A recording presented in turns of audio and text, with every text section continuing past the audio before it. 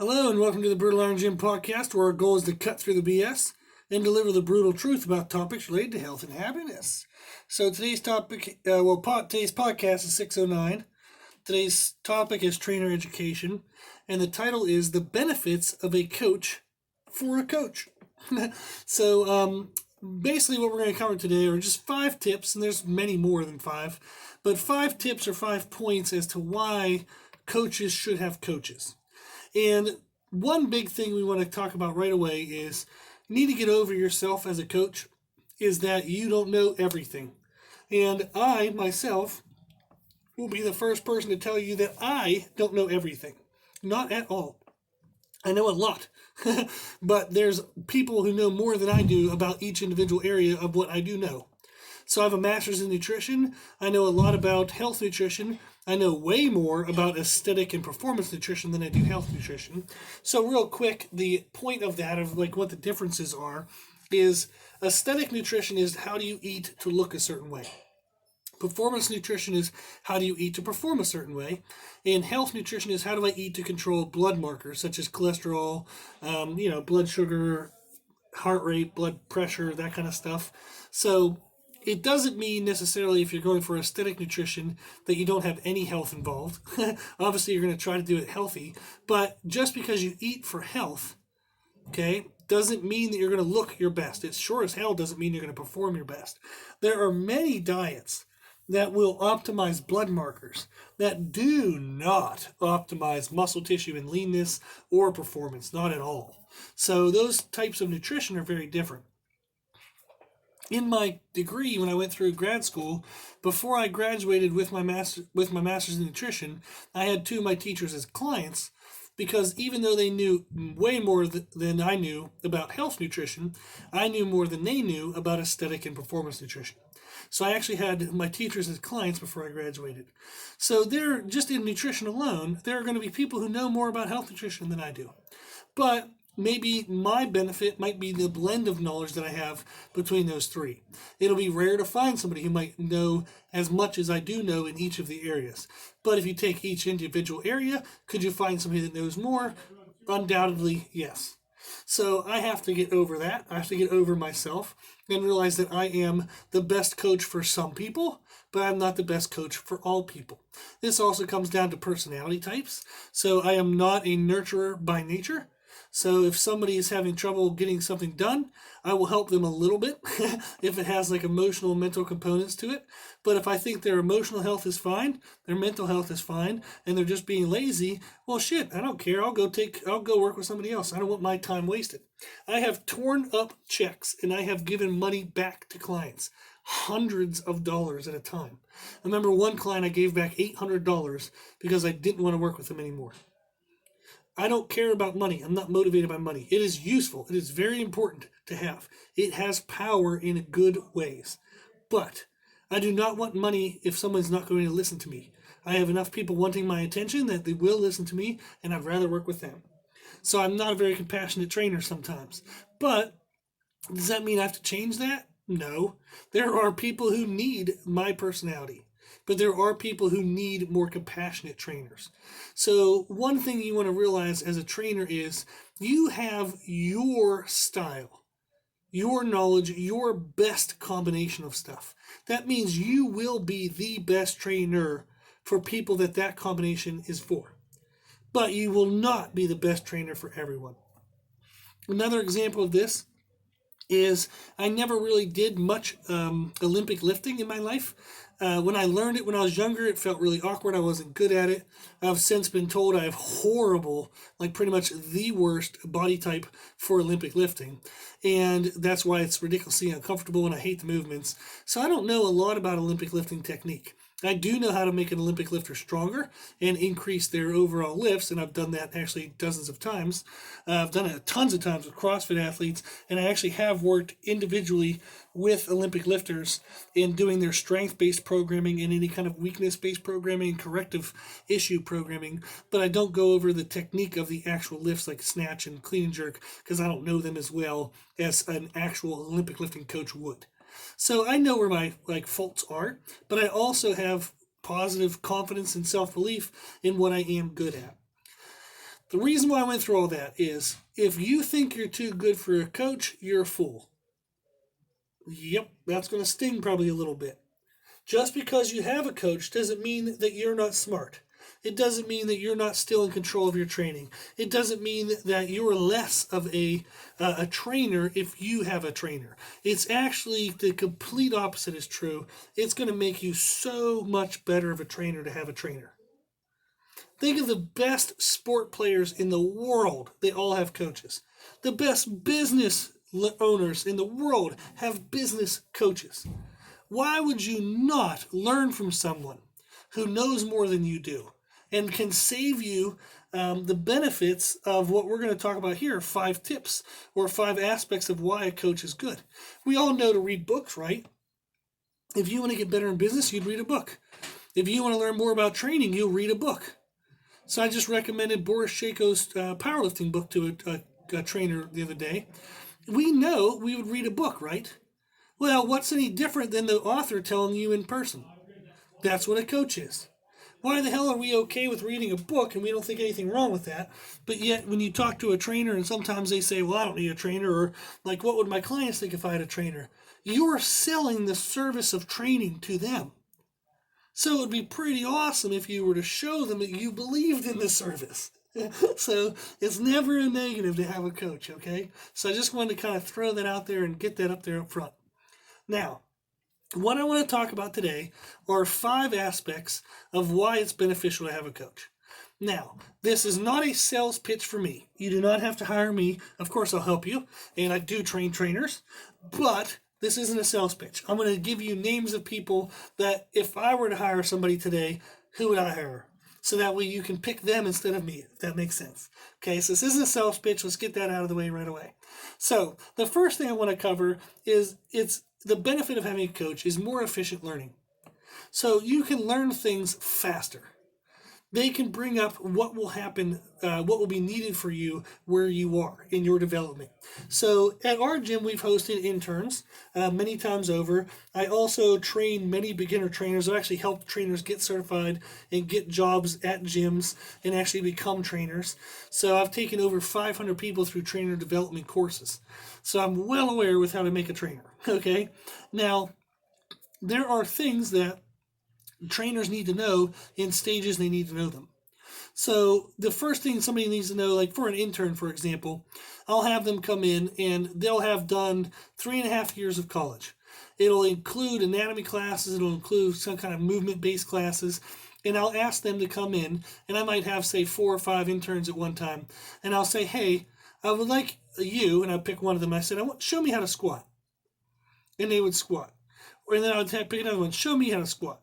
And then all of a sudden they realize, oh crap, my squat looks kind of different than that person's. I wonder if I'm doing it wrong. I ask the third, I say, how do you squat? And again, it might look a little different. Maybe they're only different because their body types are different. Maybe they're different because their knowledge is different. Then I start asking them, okay, well, how would I squat to get more quads? How would I squat to get more hips?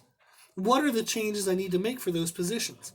That's the stuff we start with, because if they're working with general population, which is most trainers, you're going to need to know, how do you work around knee injuries? How do you work around hip injuries? How do you work into someone's knees or into someone's hips to help strengthen them? What are the leg exercises that strengthen the quadriceps at the knee end of the muscle versus the hip end of the muscle? There are different exercises for that. They need to know those things. They need to know how to breathe during exercises, how to pick the right weights. They need to know how to brace while they're breathing, even stuff like that, where their feet should be when they squat. All of these things are things they need to learn now, and they need to learn for what their base of people are. Now, you have another trainer, maybe they work with athletes. They might need to know a lot of explosive exercises.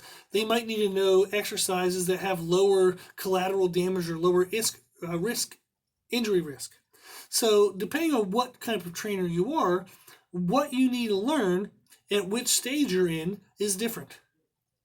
And a coach will know that. They will be able to teach you things that are immediately applicable. So for example, I'm working with a trainer now, and they're wanting to focus on kind of an not necessarily an older population, but they're trying to focus on the population who don't move well. And this could be the older population, people 50, 60, 70s, maybe, stay-at-home moms, people who are out of shape. They just want to work on general movements that help benefit everyday activities. So they don't care if they barbell squat. They don't care if they know how to do some crazy, Olympic lift. They don't give a crap if they do burpees. They definitely don't even want them doing burpees. They just want to have somebody come in and doing classes. They're going to do them in classes. So they want to have these classes come in and teach people how to move well. How do I just sit up and down out of a chair correctly? How do I bend down and pick something off the ground correctly so my knee doesn't hurt, so my back doesn't hurt? That's what they want to focus on. So we're talking specifically about those type of exercises. Since I'm their coach, I'm able to help them in that specific arena. Then I also have trainers who do a bunch of other focal points. So I have a trainer right now I'm working with doing strength conditioning programming for athletes in large groups. So we're talking about structures of what are like fast-paced warm-ups that are appropriate for the joints that are going to be used that day. And then how do you get them in and out of them in 5 minutes? Then if we're going to do squats, okay, we have 12 squat racks.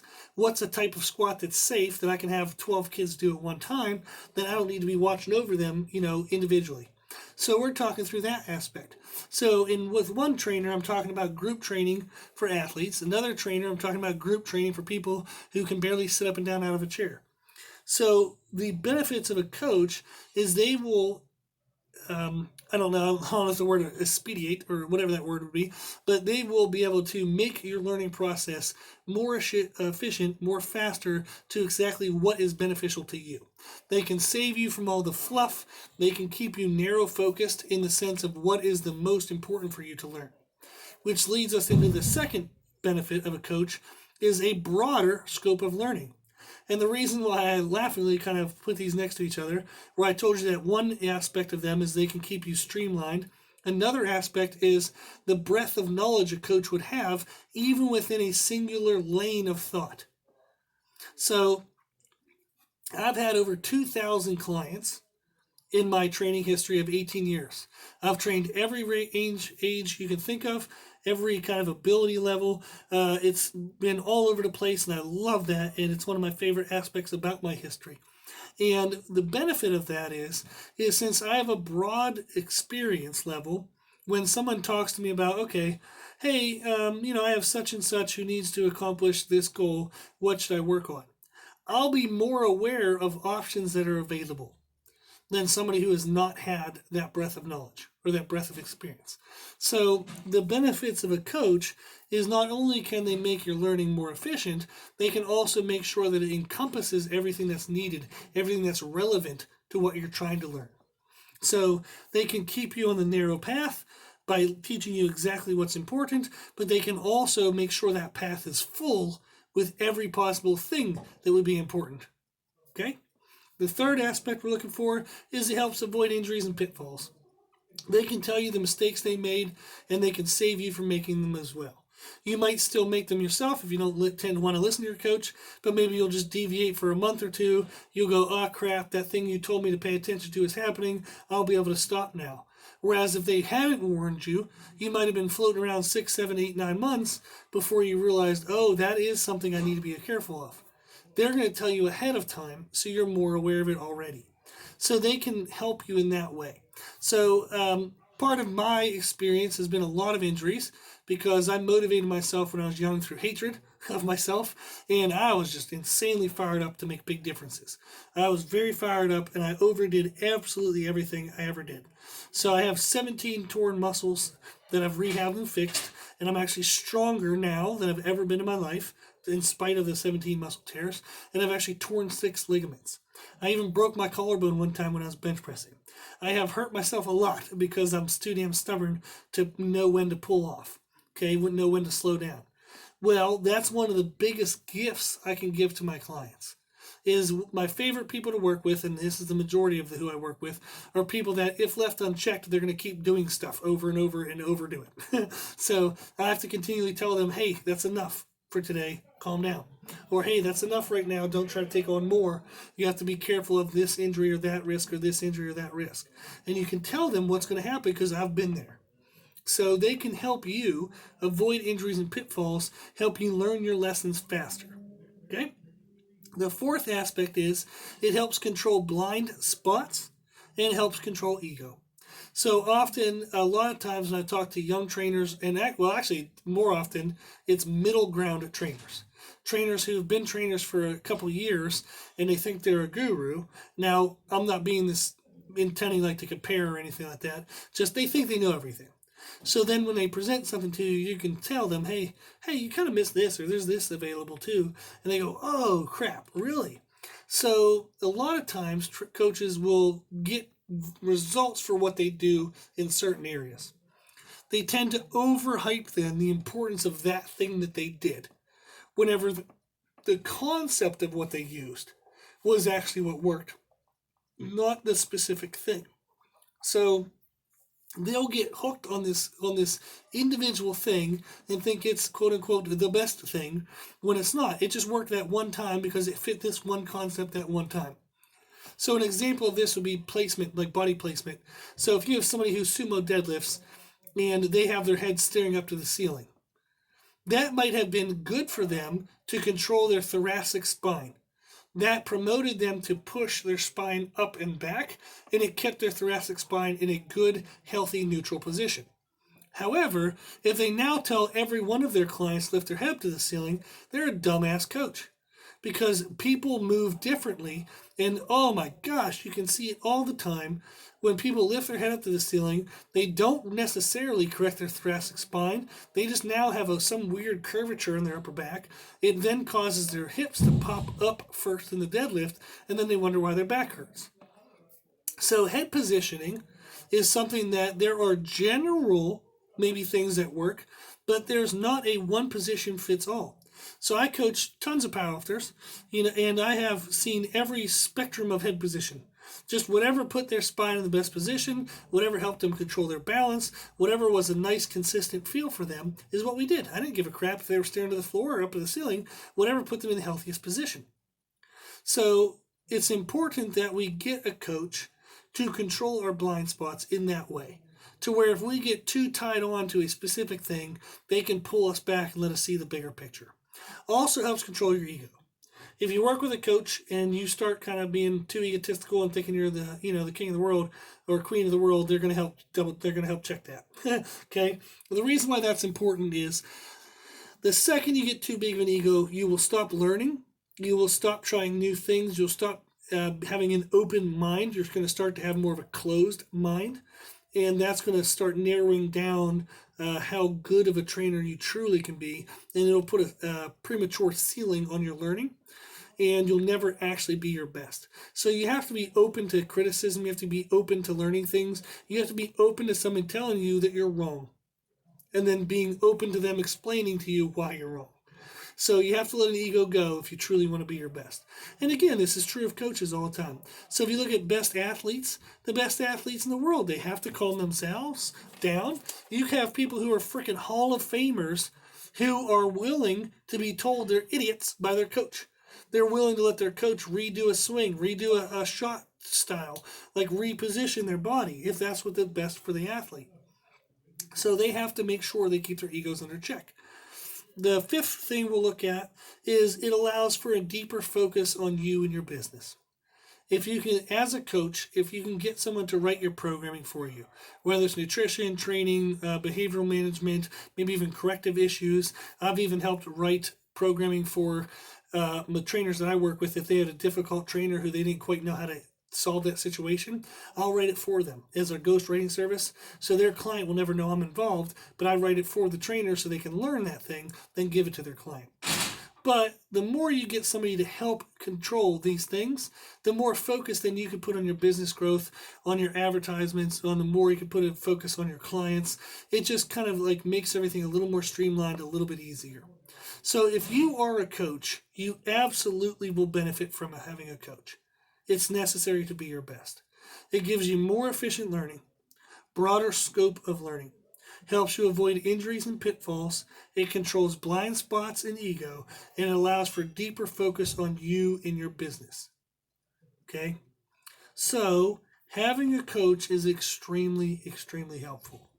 It will make you better as a coach. Just as every top athlete in the world has a coach because they know that the coach can make them better. So, like I said at the beginning, this is not a sales pitch for me, okay? You do not have to hire me. Now, what do I think I'm good? Yes, that's why I charge for services, and I do work with people. So I have tons of benefits. Half of my clients are trainers. Okay, I'm well versed in training, nutrition, corrective issues. I just completed a corrective exercise specialist degree through NASM, and I used to work at UPMC Rehab and a bunch of other histories like that. So I have that stuff down well. I've worked with behavioral people before. I've actually worked with therapists on how to correct eating disorder behaviors. So I have a lot of kind of breadth of knowledge. And it's been an 18-year career, 2,000 plus clients, over 500 people developed through trainer development courses. So I have a lot of knowledge. So I would be a good person to coach. Have as a coach. But don't hire me if you don't want to, okay? And I don't mean that as a challenge. I don't mean it as being a smartass. It's just I care more about the listeners of this podcast becoming better coaches because you will influence better every single person you talk to, every single person you touch. Every life that you are a part of, you will improve that life if you get a coach. That's what I care about. So 2 people that I think are freaking awesome human beings and I think would be great to have as coaches. Number 1 is Josh Bryant. I use his information all the time. Crazy intelligent dude. He's great for aesthetics, like bodybuilding type stuff, and he's great for powerlifting and strength based. I know he's better for a lot more than just that, but those are 2 things he's trained professionals and like freaking world record holders for. Okay, is aesthetics and powerlifting. Another one is John Meadows. John Meadows is a great coach for aesthetics, and his nutrition knowledge is out of this world. So those are 2 people you can look up, and there are more. I know hypertrophy coach. I just blanked his name, Joe something, I believe. Crap! That's gonna bug me now that I can't think of his name.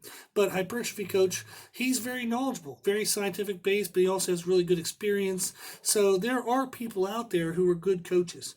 What you'd want to look for is what is their formal education? What is their experiential education? And then what is the results their clients have had? If they're missing in any 3 of those areas, they better damn well have some pretty amazing other areas. But if they don't have any formal education, they're not going to understand why what they're teaching works. If they don't have any experiential knowledge, they're going to have formal education and believe what books say works, but they won't know how to best apply them in the real world. Then if they don't have a client history, I would actually suggest you definitely do not work with somebody like that unless they're brand new and you trust them and they're a friend and you're both willing to experiment, okay? But if they don't have any history at all, it's really up in the air as to what they say they know will work. So they have to have a balance of those 3: formal education, experiential education, and clients. If they have those 3, then you're going to have a better chance of whatever they do know being useful for you, okay? So hopefully this was helpful. The big thing, like I said, was just to promote coaches to get coaches. If you're a coach and you feel like it would look negatively on you to have a coach, it won't. So you have people hiring you because they want to believe in the power of a coach. The best way for you to show that is that you have a coach. Okay? It will not be a bad thing. You won't lose all your clients to that coach. So chances are if you pick a coach who's above you, necessarily in knowledge and experience and whatnot, and of course they would be because otherwise you wouldn't be hiring them. You wouldn't hire somebody who's not as knowledgeable as you. But chances are if you're leveling up to a coach, they're probably already full and busy with other people at your level. They don't need the people below that. So if you think of clients as a scale of 1 to 10, 1 being somebody's first day in the gym, 10 being like an Olympic athlete. You think of coaches as 1 to 10. 1 being the first day they're on the job as a trainer, 10 being the coaches for Olympic athletes, okay, or professional athletes. Chances are a coach at 7 is coaching other coaches at 7 or less. So they're not going to try to take your clients at 3, 4, and 2, like beginner clients, because they have enough middle ground coaches and clients. They don't need the bottom end or the beginning end. So, if you level up to a coach, you will not lose your clients because that coach is full of other people just like you. Okay? So, hopefully this helped. I really wanted this not to come across as a sales pitch. So, hopefully we got past that and we really focused in on the message of it. I do believe coaches are helpful. Otherwise, I obviously wouldn't be taking people's money and doing it myself. So what I've learned in 18 years and 2,000 clients can absolutely help other people. That's why I do this podcast. Okay, that's why we have over 100 plus podcasts focused just on trainer education, because it is that helpful and there is that much information out there available to you. Okay, so hopefully this is helpful. If you don't have a coach, please reach out to someone. Like I said, Josh Bryant and John Meadows are freaking awesome, and they're two people that I know for a fact you would get great information from. Okay, cool. So if you like this podcast, please share it with family and friends. The more people we help, the happier the world will be. Also, if you like this information, you can find more from us on Instagram, Facebook, and Twitter at Brutal Iron Gym. And if you have any questions, feedback, or suggestions, we'd love to hear from you. The podcast is for you, so we want to know what you want to learn about. You can tell us at our email at brutaliron@gmail.com.